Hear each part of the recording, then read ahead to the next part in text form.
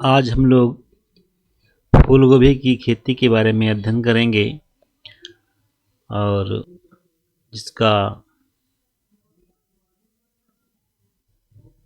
आप लोग देख रहे हैं कि जो फसल का नाम है फूल गोभी और इसका बॉटनिकल नेम है ब्रासिका ओलेरेसिया। इसकी वैरायटी है बर्ट्रिटिस। ठीक है, इसकी फैमिली है क्रूसीफेरी और इसके अलावा इसमें जो गुणसूत्र की संख्या है वह है 2n बराबर 18। जब हम बात करते हैं ओरिजिन की यानी उत्पत्ति स्थान,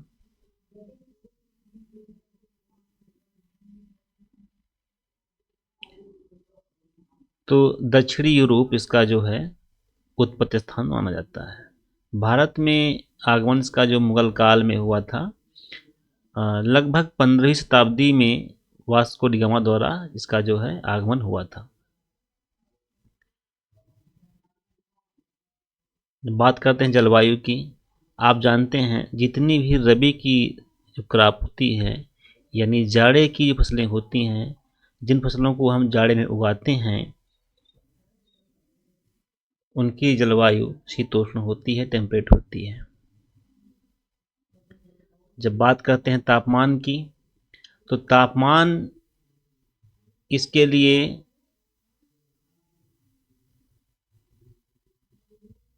कर्ड के लिए जो होता है वह होता है 29 से 32 सेंटीग्रेड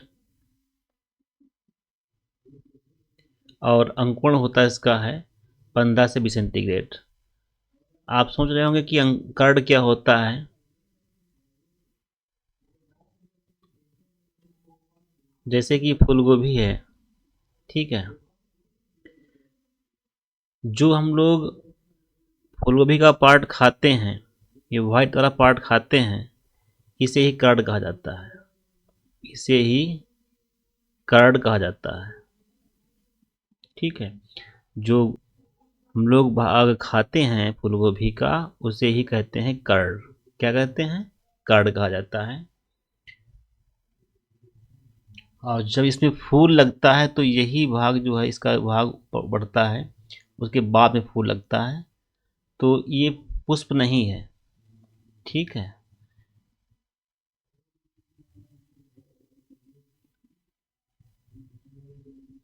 तो बोटनिकली जो हम खाने वाले पार्ट को कहते हैं कर्ड। ठीक है, बात करते हैं भूमि की। तो भूमि जो इसके लिए होती है दोमट, मटियार दोमट भूमि अच्छी मानी जाती है और पीएच मान 5.5 से 6.5 इसका अच्छा होता है, जहाँ पर इसकी अच्छी खेती हम कर सकते हैं, अच्छा उत्पादन मिल सकता है, जहाँ पर पीएच 5.5 से 6.5 होता है। लेकिन अम्लीय भूमि में जो होता है, एक तत्व होता है मोलिब्डेनम, इसकी कमी होती है और इस कमी के कारण फूलगोभी में एक होता है रोग, एक डिसऑर्डर होता है, रोग तो नहीं कहेंगे, विकार होता है। उसे हम जो है कहते हैं भिवटेल। क्या कहते हैं? भिवटेल। ठीक है, अभी इसको आगे पढ़ेंगे। अब हम बात करते हैं उन्नतशील प्रजातियों की। कौन कौन सी किस्में हम लोग इसके लिए यूज करते हैं। तो इसके लिए 3 तरह की किस्में होती हैं, अगेती, मध्यम और पिछेती। तो अगेती किस्म के लिए पूसा कार्तिकी, पूसा दीपाली, पंत गोभी 4। और मध्यम जातियों में जो होता है पूसा आगहनी, पंत शुभ्रा, जापानी इम्प्रूव्ड और हिसार 1। जाइंट स्नोबॉल, पंचमढ़ी, मध्यकालीन, इज़राइल 314, पूसा सिंथेटिक। इसके बाद में हम बात करते हैं पछेती जातियों की, लेट वैरायटी जो होती हैं, snowball 16, Pusa snowball 2, Pusa snowball 1। प्रश्न आता है स्नोबॉल 1 या 2 या 16 कोई दिया होगा, स्नोबॉल प्रजाति किसकी है? पूसा स्नोबॉल प्रजाति किसकी है? आलू की है, पात गोभी की है, कि फूलगोभी की है, या इन सब की है? तो वहाँ पर आपको ध्यान देना होगा कि किसकी है? फूलगोभी की है। आप याद कर सकते हैं, जैसे स्नो कैसा होता है, वाइट होता है। बर्फ जो होता है सफ़ेद कुछ होता है ना, सफ़ेद होता है। तो उसी बर्फ की तरह स्नो की तरह जो है, स्नो और बॉल मतलब गेंद, जो गोलाकार जो हमारा एक कर्ड होता है, इसे हम खाते हैं। स्नो सफ़ेद है और जो है बॉल की तरह। तो हम इस तरह से इसको हम याद कर सकते हैं कि पूसा स्नोबॉल जो है वैरायटी फूल गोभी की है। ठीक है। इसके बाद में अच्छा, बहुत अगेती प्रजातियां कुछ हैं, वेरी अर्ली हैं। उनके नाम हैं कुंवारी 327, कुंवारी 351, जिनकी बुआई हम 15 मई से 15 जून तक करते हैं। ये किस्म है 234 S। इसकी बुआई 1 जून से 15 जून तक की जाती है। अच्छा, जब हमने किस्में जान लिया, ये समझ में आ गया कि कौन सी प्रजाति हमको बोना है, उसके बाद आता है नंबर बीज की मात्रा का। कितना बीज हम पर्याप्त होगा हमारे खेत के लिए। तो जो अगेती प्रजातियां होती हैं उनके लिए 600 से 750 ग्राम बीज प्रति हेक्टेयर पड़ता है। कितना? 600 से 750 ग्राम बीज प्रति हेक्टेयर पड़ता है। और जो मध्यकालीन जो वैरायटियां होती हैं उनके लिए बीज की मात्रा होती है 450 से 500 ग्राम प्रति हेक्टेयर। और बात करते हैं पिछेती यानी लेट वैरायटियों की, तो उनमें जो है 300 से 375 ग्राम बीज पड़ता है। अच्छा, बीज आपने ले लिया, खरीद लिया। अब बात आती है कि बुआई का समय क्या है। तो बुआई के समय की बात करते हैं। अगेती बुआई जो होती है वह होती है मध्य मई से जून तक होती है। मध्य मई से जून तक इसकी नर्सरी तैयार की जाती है। और मध्य फसल जो होती हैं उनकी नर्सरी जो होती है जुलाई से अगस्त में हम तैयार करते हैं। मध्य मतलब है जो मुख्य क्रॉप होती है वही मध्य है। उसकी जो नर्सरी है जुलाई से अगस्त में हम तैयार करते हैं। और पछेती जो फसल है उसकी हम नर्सरी जो है सितंबर से अक्टूबर में तैयार करते हैं। ठीक है। उसके बाद में जब हम रोपाई करेंगे तो इसका अंतरण कितना होगा। अंतरण जो होगा वह 45 इंटू 45 सेंटीमीटर, अर्थात लाइन से लाइन की दूरी होगी 45 सेंटीमीटर और पौध से पौध की दूरी होगी 45 सेंटीमीटर। किसमें? अगेती किस्मों में। ठीक है, अगेती किस्मों में। जो मध्यम वैरायटियाँ हैं, जो मध्यम मध्य समय के लिए हैं या मुख्य क्रॉप के लिए हैं, उनके लिए 60 इंटू 45 मतलब लाइन की लाइन दूरी यहाँ बढ़ जाएगी, वह हो जाएगी 60 सेंटीमीटर। ठीक है, क्योंकि इनकी अपेक्षा इनकी बढ़वार और जो है फसल उत्पादन ज़्यादा होता है, तो ये अधिक जगह घेरती हैं, तो इसकी लाइन की दूरी बढ़ जाएगी, 60 सेंटीमीटर हो जाएगी। और प्लांट की प्लांट जो दूरी है वह रहेगी 45 सेंटीमीटर। अब बात करते हैं पिछेती जातियों की। पिछेती यहाँ लिखा हुआ है,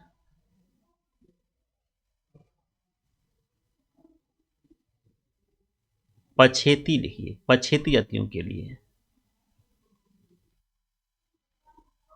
पछेती जातियों के लिए, पछेती जातियों के लिए। ठीक है, 60 इंटू 60 सेंटीमीटर रखते हैं। अब बात करते हैं खाद एवं उर्वरक की। ठीक है, तो बेसिकली यहाँ पर खाद तो लिखा नहीं है, लेकिन अब अगर चाहते लिखना है तो खाद आपका पड़ेगा 10 से 15 टन प्रति हेक्टेयर। ठीक है, ये जो शब्द है खाद वाला, और ये है उर्वरक। तो यहाँ पर जो लिखा हुआ है ये क्या है? ये उर्वरक है। ठीक है, यदि आपको खाद लिखना है तो आप खाद को यहाँ पर लिख सकते हैं, यहाँ पर मेंशन कर लीजिएगा 10 से 15 टन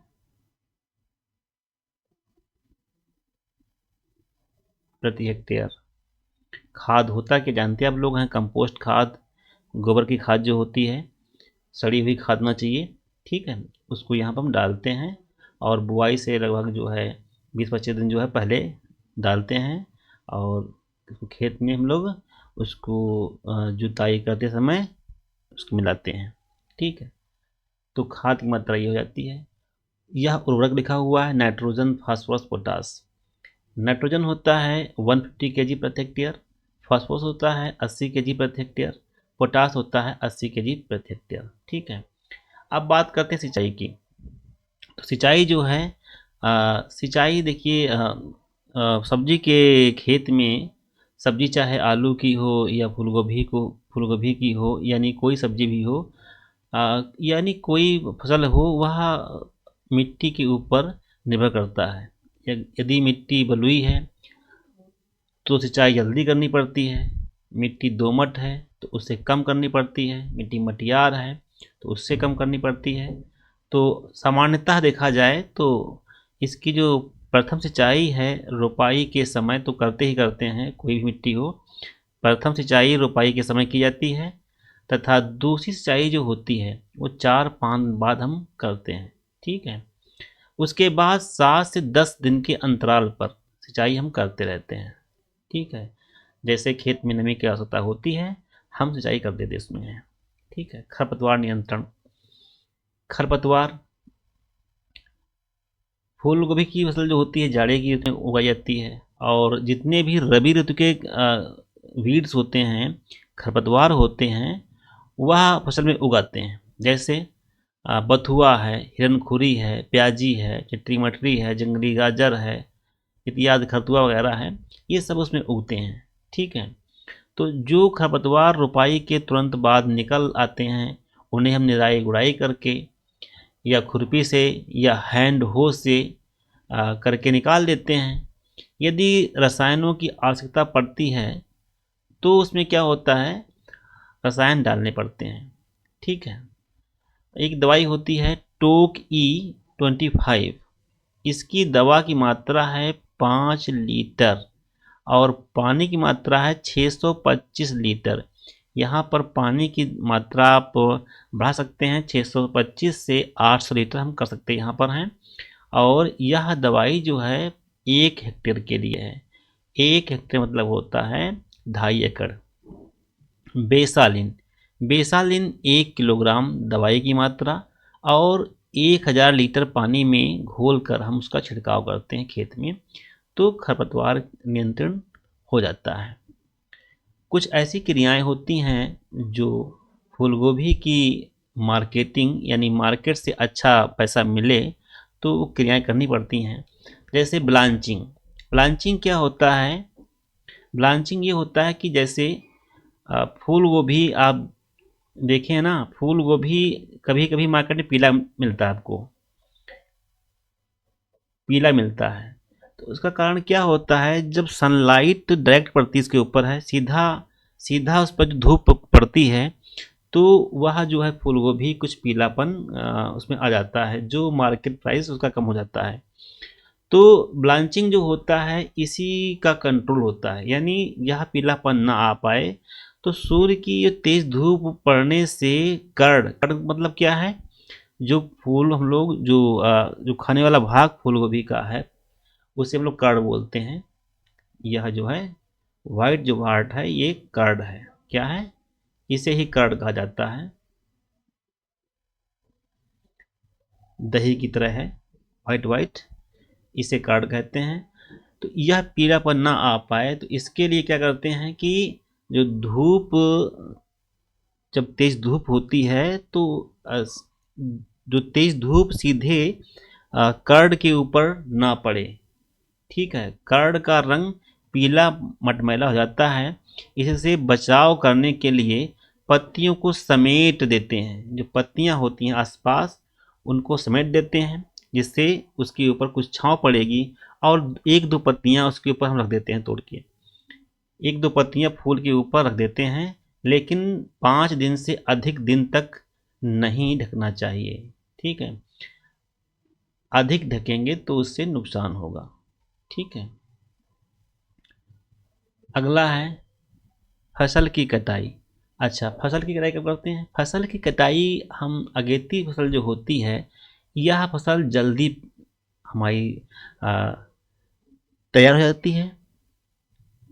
जल्दी ही तैयार होने के कारण हम इसकी जल्दी कटाई करते हैं, तो लगभग 60 से 70 दिन में इसे हम कटाई शुरू कर देते हैं। इसमें जो मध्यम फसल होती है उसकी हम 90 से 100 दिन में कटाई करते हैं, और पछेती जो प्रजातियां हैं उनकी कटाई हम 110 से 120 दिन में करते हैं। ठीक है, अब बात करते हैं उपज की। तो उपज जो है, अगेती फसल 100 से 125 कुंटल प्रति हेक्टेयर निकलता है हमारा, जो अगेती क्रॉप होती है। और मध्यम जो है वह 125 से 150 कुंटल प्रति हेक्टेयर उत्पादन मिलता है उसका। अब बात करते हैं उसके पुष्प, उसके कर्ड की, उसके हेड की। तो जो हेड होता है वो 20 से 22 हज़ार मिलता है अगेती फसल का, और 25 से 30 हज़ार मिलता है आपका मध्यम का। 28 से 30 हज़ार मिलता है, 28 से 30 हज़ार मिलता है पछेती का।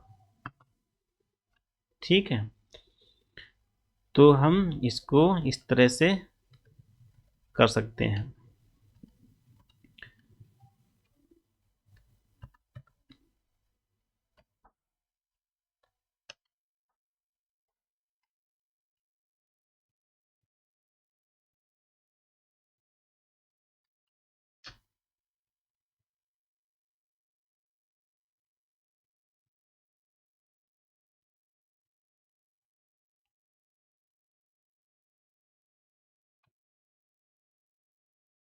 और इन जो हेड लिखा हुआ है इसको आप निकाल सकते हैं। वही पौधों की संख्या बराबर जो होता है क्षेत्रफल वर्ग मीटर में बटे, या डिवाइड बाई भागे मान सकते उसको हैं, लाइन से लाइन और पौध से पौध दूरी मीटर में करके निकाल सकते हैं। ठीक है,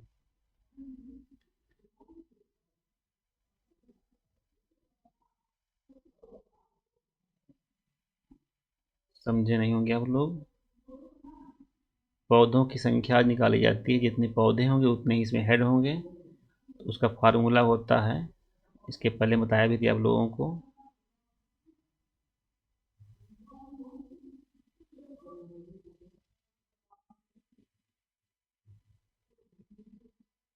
पौधों की संख्या बराबर क्षेत्रफल, जो खेत आपका है उसका क्षेत्रफल वर्ग मीटर में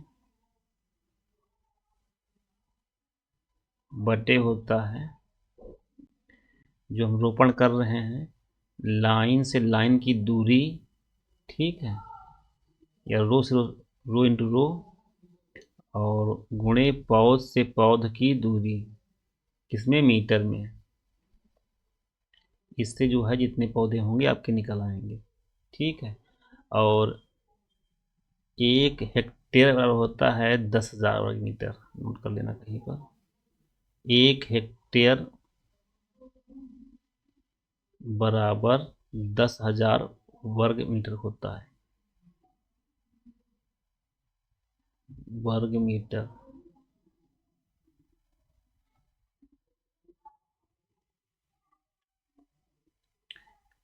अब बात करते हैं कुछ रोग, जो रोग होते हैं खेत में लगते हैं। पहला है आर्द्र गलन, फिर है काला बिगलन, ब्लैक रॉट, पत्ती का धब्बा रोग, और डाउनी मिल्ड्यू, तना सड़न, स्टॉक रॉट, स्टेरॉइड से बोल सकते हैं हम लोग हैं। तो ये मोस्टली रखते हैं फंगस से, लेकिन जहाँ पर हम बात करते हैं ब्लैक रॉट की, यह लगता है जैंथोमोनास कैम्पेस्ट्रिस जीवाणु से। पत्ती का धब्बा रोग लगता है अल्टरनेरिया, जो कवक होता है उससे लगता है। डाउनी मिल्ड्यू भी जो है कवक से होता है, पेरोनोस्पोरा पैरासिटिका, एक कवक होता है, उसका नाम है ये। ठीक है, इसके बाद है स्टाक रॉट या तना सड़न, ये होता है स्क्लेरोटिनिया, स्क्लेरोटियोरम से लगता है। ठीक है, इसके बाद में कुछ कीट होते हैं जैसे आरा मक्खी, माहू, बंद गोभी की सूंडी।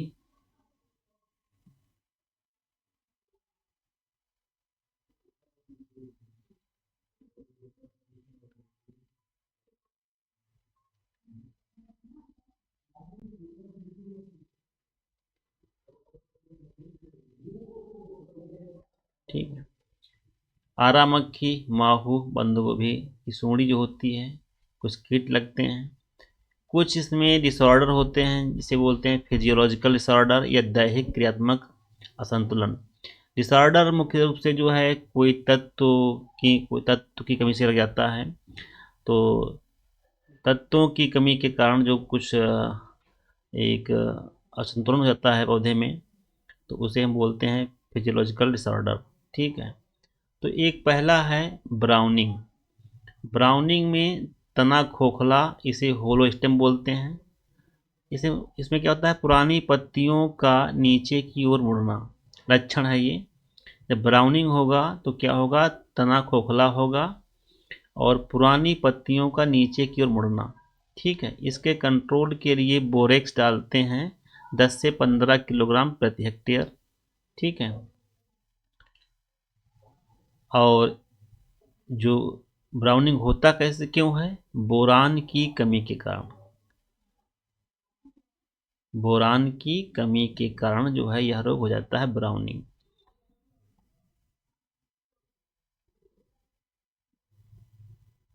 ये देखिए, इसका तना जो खोखला होगा इस तरह से,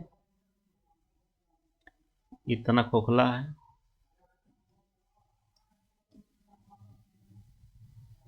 ये तना खोखला है। ठीक है, और क्या है,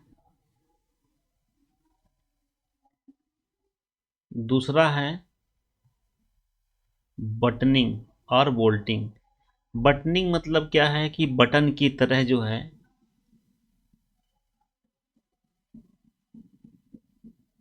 ठीक है, फूल छोटे छोटे रह जाते हैं तथा फटने लगते हैं। पौधों का विकास भी सामान्य नहीं होता है। अगेती जातियों को देर से बोने पर यह कमी उत्पन्न हो जाती है। जैसे कि प्रजाति अगेती है, उसको आपने देर से बोया तो उसमें भी ये कमी हो जाती है। यह विकार नाइट्रोजन की कमी के कारण होता है। बोल्टिंग या बटनिंग जो है मुख्य रूप से क्या होता है, नाइट्रोजन की कमी से होता है। ठीक है, इसका देखिए आप चित्र,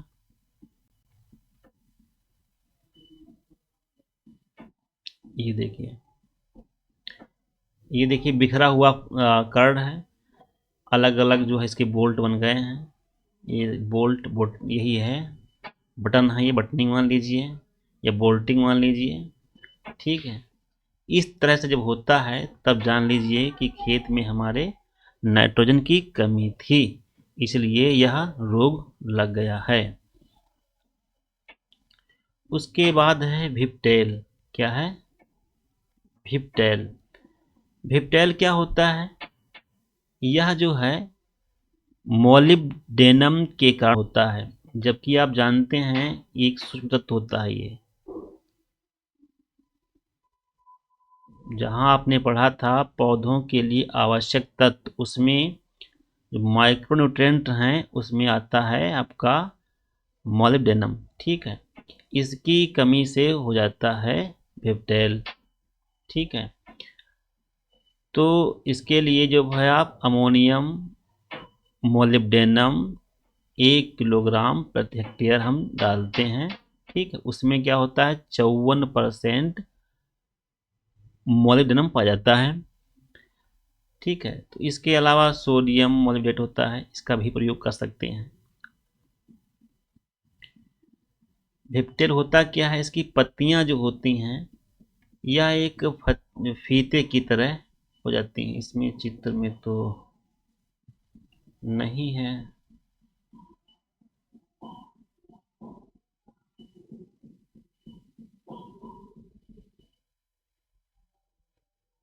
देखिए यह चित्र जो ब्राउनिंग का ही है। ब्राउनिंग में आ, इसका तना तो होलो स्टेम हो जाता है, तना खोला हो जाता है इसका है। और खोखला होने के अलावा यहाँ पर जो है कुछ पीलापन हो जाता है। ठीक है, लेकिन हम आपको विप्टेल के बारे में बता रहे थे। विप्टेल की पत्तियां जो होती हैं लंबे फीते की तरह जाती हैं। ठीक है, लंबे फीते की तरह जाती हैं।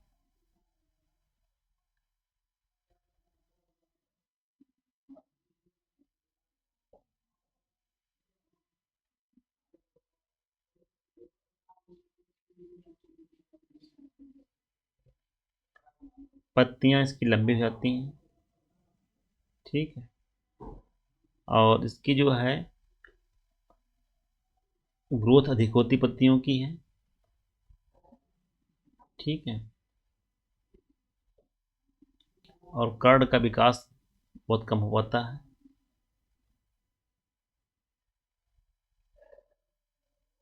तो ये हो गया विप्टेल आपका।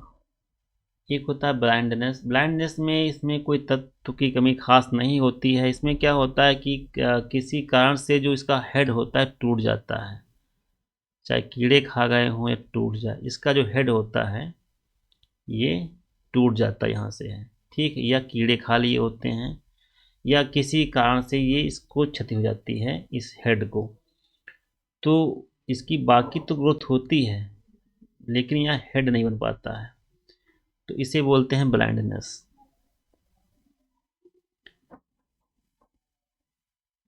कभी कभी वर्धन शिखा, वही जो हेड पॉइंट है, वर्धन शिखा अधिक तापमान या निम्न तापमान के कारण या कीटों के आक्रमण से या अन्य कारणों से नष्ट हो जाता है, जिसके कारण वनस्पतिक वृद्धि तो होती है लेकिन वही जो फूल है यहाँ पर कर्ड जो है उसका निर्माण नहीं हो पाता है। तो इस तरह से आपकी जो है फूल गोभी की खेती पूरी हो गई है। इसको आप लोग जो है नोट कर लीजिएगा। ठीक है।